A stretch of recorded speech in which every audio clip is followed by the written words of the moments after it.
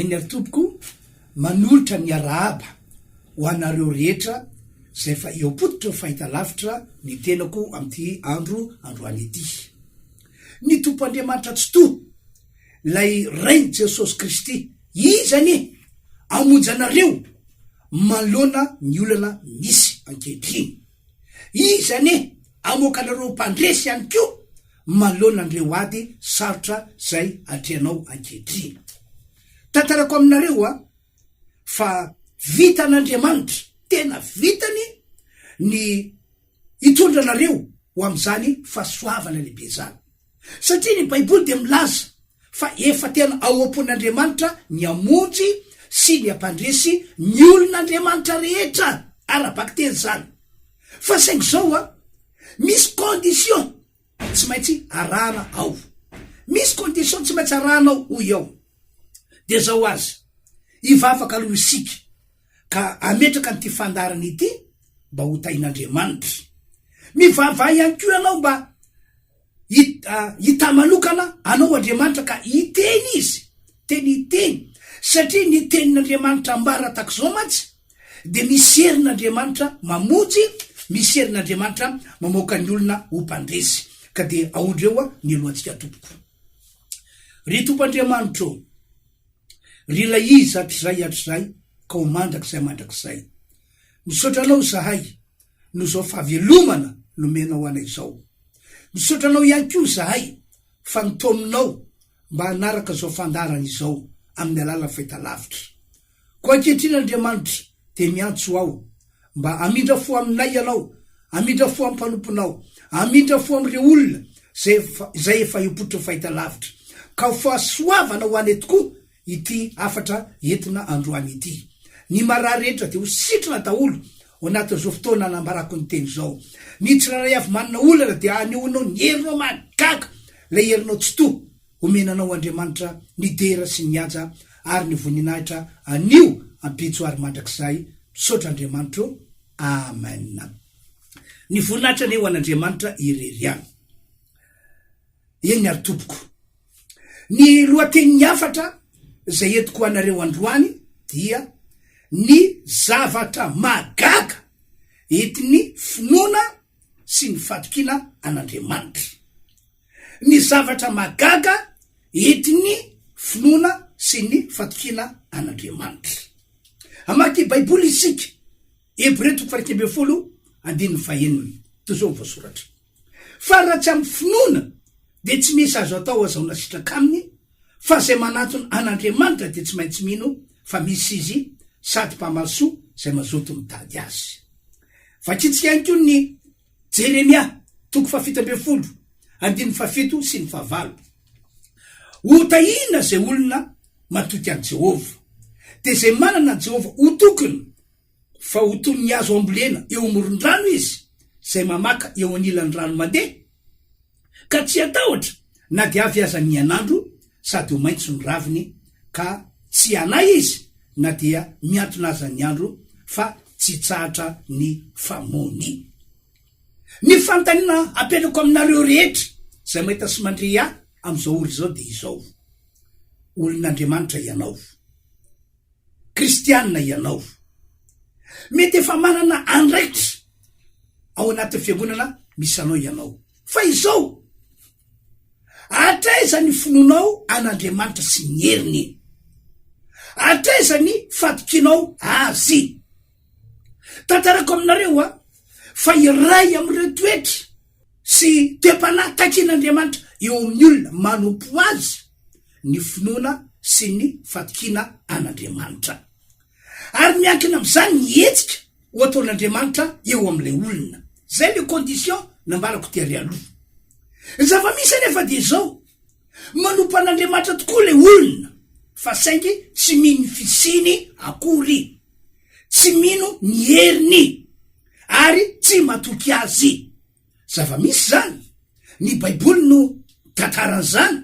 Zava-misy zany, maro amin'ny olona manompo an'Andriamanitra no manana fiainana tahaka zany mihitsy. Olana lehibe ambonin'ny olana anefa ny fiainana tahaka zany ry havana malala. Olana satria olana tsy ahafahan'Andriamanitra miasa mamonjy, olana tsy ahafan'Andriamanitra miasa manao fagagana, olana tsy ahafan'Andriamanitra miasa mitondra fitahina. Ohatra izao, manana olana ianao, fa izao ataon'Andriamanitra hoana tompoko ny hidrantsehatra ka hamonjy anao am'izany ny olana mahazo anao zany, kanefa ianao tsy mino ny fisiny, tsy mino ny heriny, tsy matoky azy. Lozika be mihitsy zany driavanao, tena lozika be zany. Fantatr'Andriamanitra kely fisiny olanao fiainanao fa saingy jereny fotsiny ianao no ianao tsy mino fisiny, tsy mino ny heriny ary tsy matoky azy. Mitovy am'izany ihany koa, mandalo ady ianao, manola le ady atrena, de hoy ianao hoe mila fagagana mihitsy ty ady atreko ity, mila fagagan'Andriamanitra.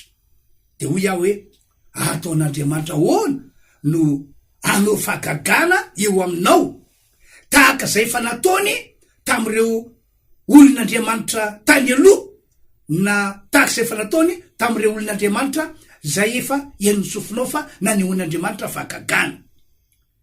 Ataon'Andriamanitra hoana no hitondra fagagana eo aminao, na de mila fagagana azy anao, satria ianao hitany avy any an-danitra fa olona tsy mino azy, tsy mino ny heriny, tsy matoky azy. Fatany zavatra manjoanao, tsy misy miafina amin'Andriamanitra ny tompoko, tena fatany miariary, fa saingy jereny fotsiny ihany koa ianao. Olana lehibe ihany koa le izy, lay tsy finoana an'Andriamanitra, lay tsy finoana ny heriny, lay tsy fatokina azy, satria ny tsy finoana an'Andriamanitra sy ny heriny, ny tsy fatokina an'Andriamanitra tompoko dia fahotana lehibe, fahotana zay mampisaraka ny olona amin'Andriamanitra. Vavolombelona zany ny tantarany Adama sy Eva sy ny fiafaran'ny fiainana. Noho zany raha nisan'ireo olona azo lazaina fa tsy mino fisin'Andriamanitra ianao, tsy mino ny heriny, tsy matoky azy, kanefa ianao olon'Andriamanitra ihany, olona mba manompo an'Andriamanitra ihany, de hoy aho hoe manaova mihitsy anao vavaka fifonana sy fibebahana manomboka am'ty andro androany ity, mba omen'Andriamanitra famelan-keloka ianao. Tsy maintsy manao zany mantsy ianao. Azo atao zavatra maivana mihitsy zany zavatra ambarako aminareo zany tompoko, fa ny tena ilainao. Fa akoatran'izany mangatamin'Andriamanitra ianao mba ho fenona ny fanahy masina, aorina ny fifonana sy fibebahana ataonao, de mangatanao amin'Andriamanitra mba ho fenona ny fanahy masina. Somary tsindriko kely hoe mba ho fenona ny fanahy masina zao mantsy, tsy ampy fotsiny hoe nandray a Jesosy le olona, na hoe manana Jesosy le olona, tsy ampy fotsiny hoe efa nanaovako fifonana teo anatrehan'Andriamanitra, efa nanaovako fibebahana teo anatrehan'Andriamanitra, ny tsy finoana sy ny tsy fatokina nisy teo amiko.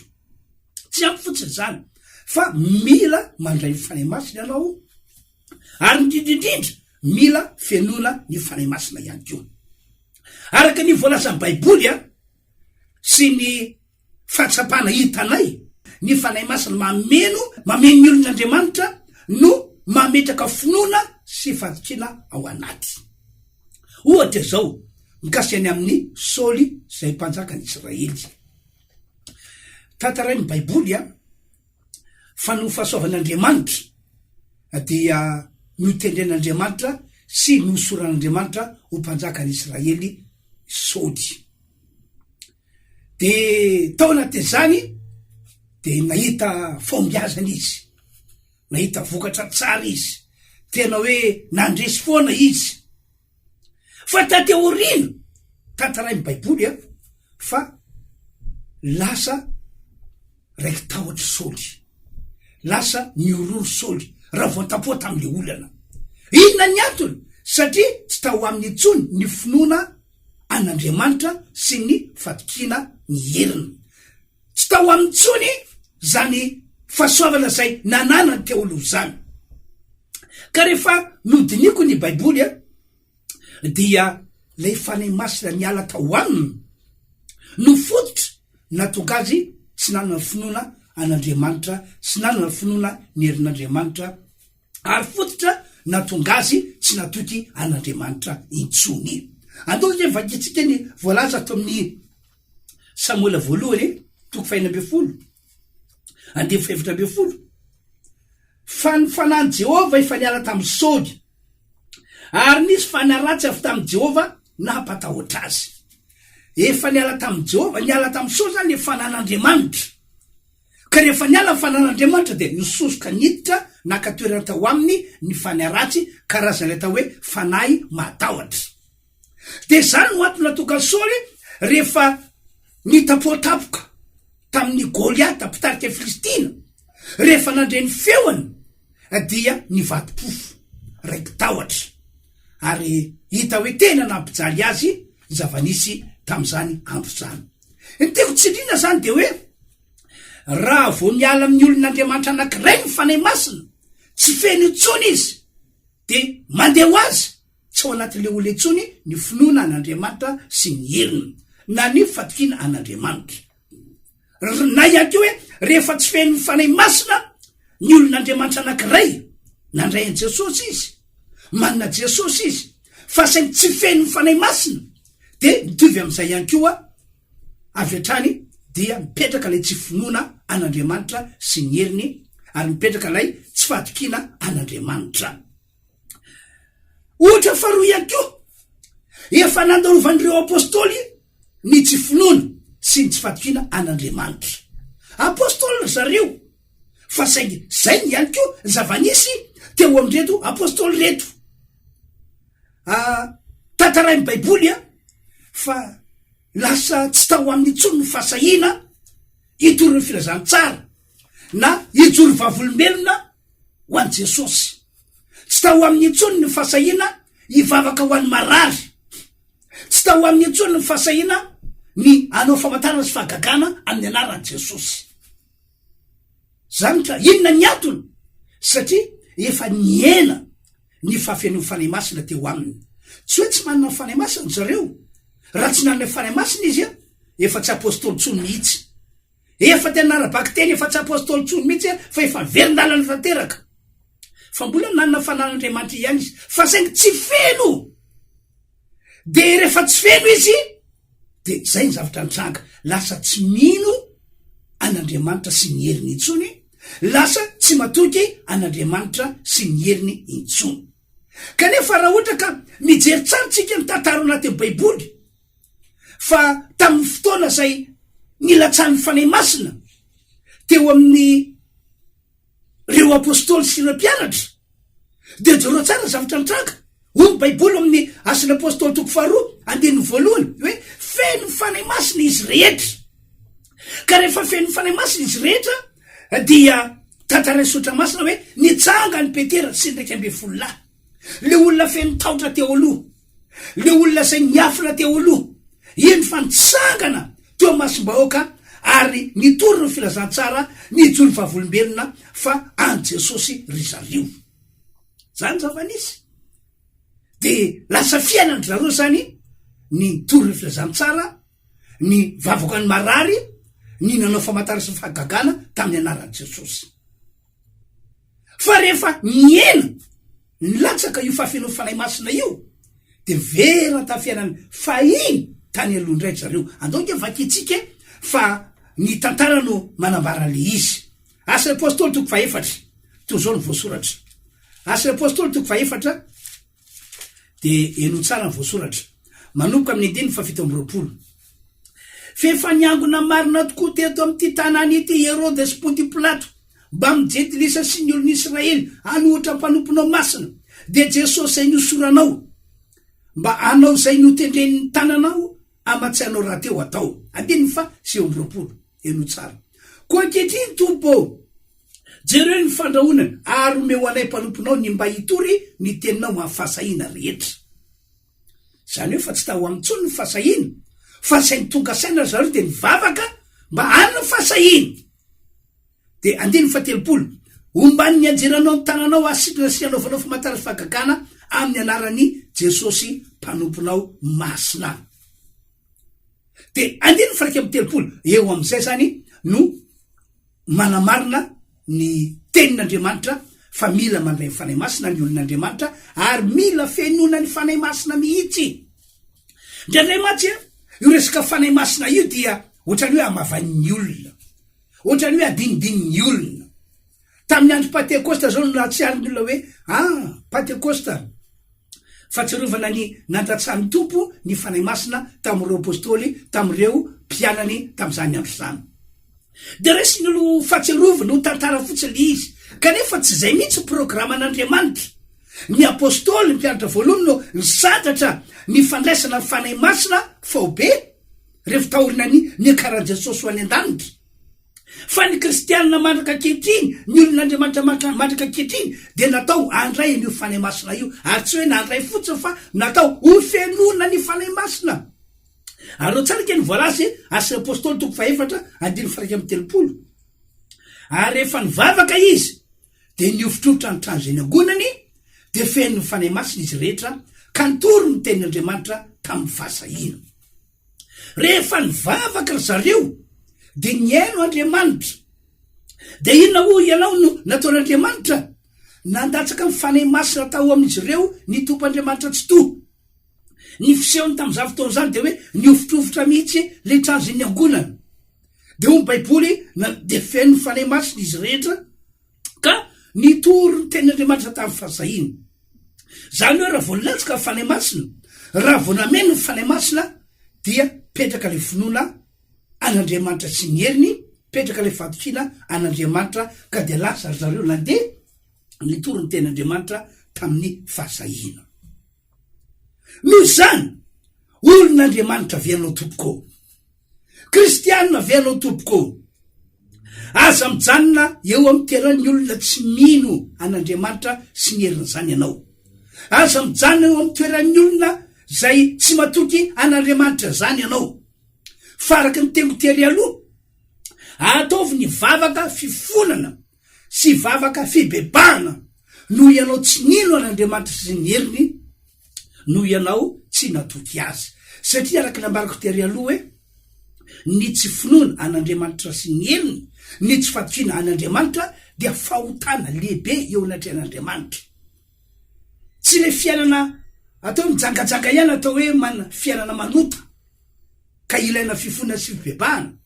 Tsy le fiainana nisoloky olona ihany natao fiainana manota ka ilaina fifonana sy fibebahana, fa ny tsy finoana an'Andriamanitra sy ny heriny, ny tsy fatokina ihany koa dia fahotana lehibe eo anatrehan'Andriamanitra ka ilaina anaovana vavaka fifonana sy fibebahana. De mivava ihany koa anao ao anatin'izay, mivava mba ho tonga tahaka andreo apôstôly ianao, mba ho feny ny fanay masina indray, mba ho voatafy ny herin'ny fanay masina indray. Fa tena mila zany isika am'izao vaninandro misy antsika izao. Tsy afaka nianana finoana ianao, tsy afaka nianana finoana an'Andriamanitra sy ny heriny ianao, tsy afaka niatoky azy mihitsy ianao raha ohatra ka tsy miroso am'izay condition zay ambarako aminao zay veriko fa tsy afaty amiko le izy, fa avy amin'Andriamanitra, avy any an-danitra ho anao, amin'ny maha olon'Andriamanitra anao, ho atsika rehetra manoloana zao fiarantsika manompo an'Andriamanitra izao. Ary eto de mitantara amitsika fa tena mahafinaritra be ny riavana ny fiainana zany atao hoe olon'Andriamanitra manana finoana an'Andriamanitra sy ny heriny, manana fatokina zany, tena mitondra fahasambarana ato anaty mihitsy. Ary mbola tsy tsapanao ka man'izany, fa ho tsapanao rehefa tena tonga aminao marina le finoana, tonga aminao marina le fatokina. Ohatra zao kasi ny tantarany lehilahin'Andriamanitra anankitelo voalaza amin'ny bokin'ny Daniela 3 ao. Tantarain'ny baiboly fa rehefa avy eo moa vaketsika le tantara ato amin'ny Daniela 3 fa tamin'ny androny Nebokadnezara mpanjakany Babilôny dia nanamboatra sary olona volamena izy zay natsangany tamin'ny toerana anankiray. Nanamboatra sary vongana zany izy, sary olona volamena. de zao ny didy navoaka tam'izany andro zany. Na izy mandre feony anjomara mafanena, mandre feona sodina, mandre feona mozika, na iza mandre azany dia natao iankoaka eo alohan'lay sary vongana, eo alohan'lay sary olona volamena natsanga mpanjaka, ary natao ivavaka aminy. Fa zay rehetra manda tsy anao zany de ho samborina izy ary atsipy any amin'ny laforo misafo mirehatra. Zay zany ny nataony mpanjaka tam'izany andro zany. De nitsofina tokoa ary ny anjomara, nampanenona sodina, natao iai'ny olona rehetra feona mozika, de avy hatrany ny olona rehetra, avatao varatra, avatao tsimo, avatao tsinanana, avatao andrefana, tonga de niakoka teo lohan'lay sary vongana natsanga mpanjaka sady mivavaka taminy. Fa nisy teolona kosa jiosy reo teolona reo zay tsy siatry ny olona hoe tsy mba manao zany izy teolona, tsy izy akory reo teolona reo fa Sadraka sy Mesaka ary Abednego. De nisy nanao tatotra tany mpanjaka, Andriamato mpanjaka ô, tsy efa namoaka didy ve ianao, fa na iza mandren'ny feona mozika mafaneno, kanefa tsy miankoko alohan'ny sary vongana volamena natsanganao, tsy mivavaka aminy, tsy efa nilaza ve anao fa atsipy anaty laforo misafo mirehitra izy. Ianao mpanjaka, marina zany. Ao izy misy jiosy teolona zay nametranao andraikitra tamin'ity fitondram-panjakany ity, tsy mety miakoko, tsy mety miakoko izy, tsy mety vavaka izy. De ho mpanjaka, mba sa makaty izy hoe, mba sa makaty kely izy hoe mba anontaniko. De natsona izy teolona, de resaka tsotra tamin'ny mpanjaka, azafady izy teolona, move fa naninareo, nininareo ataony tsy ankoka eo alohan'ny sary olona volamena natsangako sy tsy vavaka aminy. Makataka anareo ao izy fa ho ampanenona ny feon'ny anjomara sy ny feona sodina ary ny feon zava-maneno, mba ahitako na iakoka ianareo na tsy. Raha miakoka ianareo arabasoa arabatsara, fa raha tsy miakoka ianareo de miandra anareo ny laforo misafo mirehatra. Tsotra ny teny izy teny ralahy sady tsy taitra, tsy nitebiteby. Zao ny teniny tampasahina, azafady Andriamato mpanjaka, azafady fa raha izahay reto dia tsy ankoka eo alohan'ny sary olona volamena natsanganao mihitsy ary tsy vavaka aminy. Tena fady anay zany amaha olon'Andriamanitra anay fady, ary izy tokoa nge mariny. Raha hoe lay Andriamanitra notompony izy teo amin'ny ralahy no Andriamanitra tompontsika ankehitriny, raha lay Andriamanitra naharazao rehetra zao, lay ray Jesosy Kristy no Andriamanitra ivavantsika, de tsy natao iankoaka amin'ny sary vongana zany mihitsy ny olona, de ny olon'Andriamanitra. Fady anay zany ozy izy. Tezitra be mihitsy mpanjaka, tsy anao zany ianareo, tompoko, tsy anao mihitsy izay, tsy ankoky izay, ary tsy vavaka izay. Afanao pety laforo, de atsipazo andre teolona reto fa mise mafilo, iza mo zao Andriamanitra ivavany zao no avovonjy amin'ny tanako, sy avovonjy azy amin'ny laforo io. Sotra fotsiny teny zorola, tsy anona izy teolona, tsy anao zany mihitsy zay, fa ny Andriamanitra de mahavovonjy anay, ary na de tsy amonjy anay aza i de tsy anao zany mihitsy zay e. Zay ny teny izy teo amin'ny ralahy, de samboriny izy nafatotra, de natsipy teo anatin'ny laforo, ary miprofa tena mahery be mihitsy ny herin'lay afo tao anatin'ny laforo, de lay olona matanjaka nanipy azy teo amin'ny ralahy may. Fa izy teo amin'ny ralahy kosa tao anaty laforo mandendeha, tsisy problème. Gaga mpanjaka, gaga hoe fa hoana azy, fanga tsy olona telo zareo tao kanefa lasa olo efatra, sady zareo mandendeha anaty laforo tsy may, de navoaka tao zoala izy teolona. Ka rehefa navoaka, jerena tsy nikaikina ny volondohany, tsisy fofinafa akory ny akanjony, niaiky ny mpanjaka, niaiky ny olondra rehetra. Fa ny Andriamanitra ivavany izy teo ny ralahy reto no ten'Andriamanitra natao hotompona, natao ivavahana. satria na voavonjy azy teo lohan'ny tanam-panjaka sy teo amin'ny laforo misy afo mirehatra. Zany voatantara atao boky Daniely toko 7 tsy ovakitsika moa le izy fa lava be lay tantara. Ka ny tena tiako amafisina revana malala nitondra fahasambarana teo fiainany nisy teo amin'ny rahalahy ny finoana an'Andriamanitra sy ny finoana ny herina ary ny fatokina an'Andriamanitra. Asa tsy mbola tsapanao ngamba zany farataka te mijoro vavolombelona aminareo aho fa malona ny ady misy, malona ny olana misy afa mihitsy ny fiainan'ny olona mino ny fisin'Andriamanitra sy ny heriny ary matoky azy. Enonao ao anatinao mihitsy le fahasambarana, enonao ao anatinao mihitsy le fiadanana.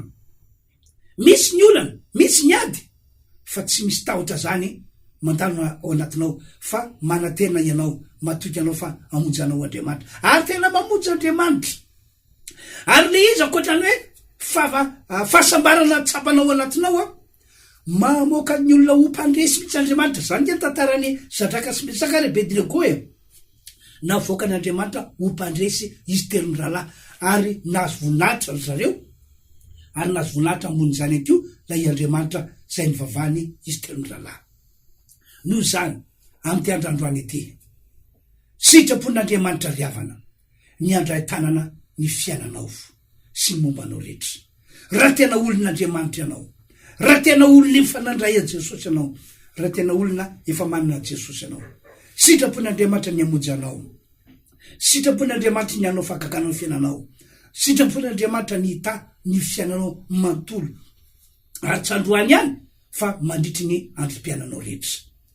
Miankina aminao anefa zany fa raha momba an'Andriamanitra efa pare hatramin'ny ela izy. De averiko indray somary tsindriko kely le condition zay taken'Andriamanitra amintsika. Mila mino fisen'Andriamanitra sy ny herintsika ary mila matoky azy isika. Faharoa, mila manao fifonana sy fibebana isika raha toka tsy tahominao tsony ny finoana an'Andriamanitra sy ny heriny ary tsy tahominao tsony ny fatokina an'Andriamanitra. Fahaefatra, mila mandray ny fanahy masina ianao ary tsy hoe mandray fotsiny fa ilainy fenona mihitsy fa zany no fotra natonga andreo apôstôly nanana fahasahina indray ny toroteny ny vavaka ny marary joro vavolombelona ary nanao famantarana sy fagagana tamin'ny anaran'i Jesosy mpanompon'Andriamanitra, tamin'ny anaran'i Jesosy Kristy. Ivavaka antsika amin'izao fotoana zao, ivavaka ho anareo ao mba mindra fo Andriamanitra, mba miala heloka izy raha toka anisandreo olona tsy nino ny fisin'Andriamanitra sy ny heriny ianao, na ihany koa anisan'ny olona tsy nadoky an'Andriamanitra zany ianao. Ivavaka ao mba mindra fo aminareo Andriamanitra ary ivavaka ihany koa ao mba ho alatsaka Andriamanitra fanahy masina. Ka raha mety mandoly mihitsy anao fa ny tompo amindra fo aminao. Ivavaka tsika. Ry Andriamanitra ranay malala, ranay masina, ranay zay ny an-danitra, misaotra amin'ny anaran'i Jesosy Kristy fa no fahasoavanao lehibe sy famindraponao de nataonao nandre ny afatra netiko androany ny olonao Andriamanitra satria tianao izy anana fatokina anao feno. Ko amin'ny andro androany ety mamindra fo amin'izy ireo anao noho izay tsy finoana, noho izay tsy fatokina nisy teo amin'izay. Vavaka aminao ihany koa Andriamanitra mba ho alatsakao eo amin'ny fanenao masina. Lesona lehibe ho anay ny tantaran'ny Saoly mpanjakan'Israely rehefa niala teo amin'ny fanahy masina dia tsy tao anatiny tsony ny finoana sy ny fatokina an'Andriamanitra fa nitahotra no nampahory sy nampijaly azy. Lesona ho anay ihany koa tantarandreo apôstôly rehefa niena ny fahafenao fanahy masina teo aminy de velona tamin'ilay fiainana fahiny izy. Fa rehefa niraisy kosa ny fanahy masina dia lasa nanana fahasahina lehibe izy, nanana finoana, nanana fatokina anao Andriamanitra ho am'izany any izahay rehetra. Ko de vavaka aminao zahay alatsao amin'ny fanenao masina, feno ny fanenao masina zahay, raha ko finerinao zahay tahaka zay efa nataonao tamin'ireo apôstôly. Mino Andriamanitra fa niaino tany an-danitra anao amin'ny anaran'i Jesosy no naovana zany vavaka zany misaotra raha eo. Amen. Zay zany ny afatra nentina ho antsika tamin'ity andro androany ety fifaliana ho amony manasanareo mba anaraka zao fandarany zao fa asoanareo hatrany hatrany izao fandarany zao tokava ihany ko raha sitrapon'Andriamanitra mamonjy ny fotoam-pivavahana zay tanteranay fiangonana refy Androrekely io voasoratra io moa zany ny fandaram-potoana ka dia braso raha fahasoavana tompoko amin'ny manaraka indraiky.